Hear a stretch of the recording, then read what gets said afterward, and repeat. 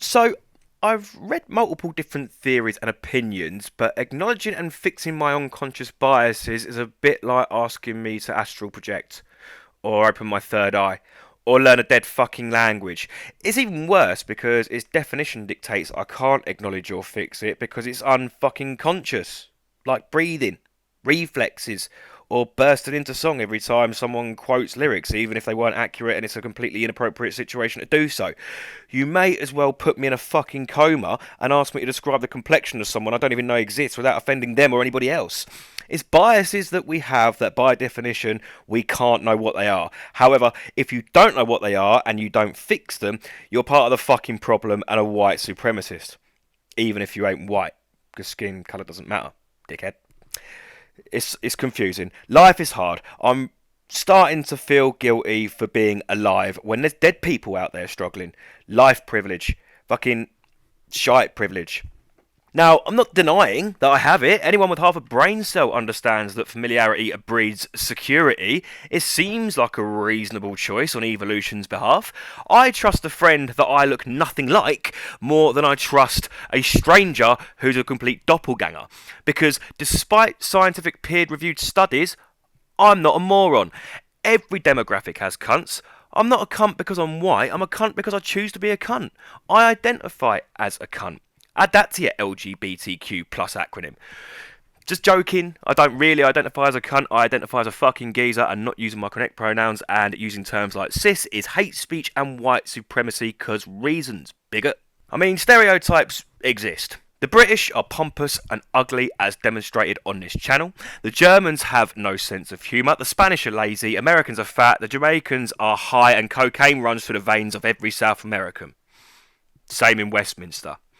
You know they all done a few cheeky lines in uni, the fucking toffs. Probably sniffed up a pig's arsehole or something equally as horrific. There's several people that I could have put in pictures there, but it's a cheap dig, so I'll resist. Use your imaginations, it's good for you. Now, I'm quite happy for people to make fun of the stereotypes that I fall into, as long as it's funny. Like, call me a gammon, but at least make it into a sort of joke that works. Miserable bastards need to grow up. All these middle-class woke kids have been brainwashed at university to resent everything and everyone, including themselves, but do so under the guise of compassion, and now to add insult to injury, they want us to pay for their gender studies critical race of marginalised bullshit degree, so they can lecture us on what terrible fucking people we are. And I'm the overprivileged fucking idiot, because I'm a capitalist who happens to be white and I was quite enjoying free speech whilst I had it. I take it back, you lot are funny, your whole ideology's a fucking parody of real life.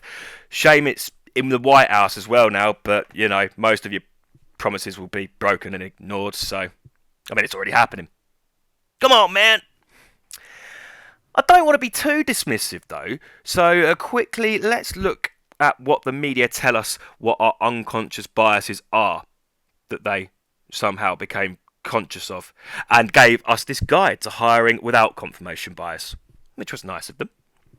So, firstly, affinity bias. Basically, where you show biases based on sharing interest and personality traits with someone.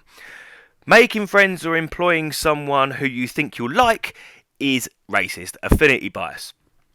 Then there's attribution bias, where you judge people on their attributes, which as an employer you should not do, because judging people on their actual skills and qualifications is also unconscious bias. Don't make any assumptions about the potential employee based on their behaviour. If someone starts barking in the interview, they still have the right to be taken seriously, apparently. So far, employing anyone with any skill and a likeable personality makes you a bigot. This is going well. Then there's conformity bias, aka peer pressure. I mean, this is getting stupid now. It's well known that humans who spend a lot of time together start to act similar. It's called the social proximity effect, and animals do it too. So it's an evolutionary trait. It's got nothing to do with confirmation bias, unconscious bias, or anything else. It's a social skill, for fuck's sake. It's getting ridiculous now, so I'll stop there. Still, at least there isn't a re-education program on it of some sorts. Wait. Yep. There is. There's loads. Oh, I'm sure they'll be thrilling. What I want to know is why do the media and the academics and the elite assume my unconscious bias is to be racial or gender driven? If I don't know that, then how do they know that, and why do they think it's a safe assumption? Are they just projecting their own insecurities and racism and pretending it's the lower classes that have it? Surely unconscious biases will be very personal. It's not a one size fits all thing, is it? Anyway, thanks for coming to my short TED Talk, and if you did enjoy this utter bollocks, then please subscribe to appease the mob, and because not doing so is a hate crime. Let me know what you're doing to make yourself feel self-righteous and end every injustice in the world in the comments. And in the meantime, ladies, gentlemen, and anything else you care to identify as, look after yourself, you absolute bunch of legends.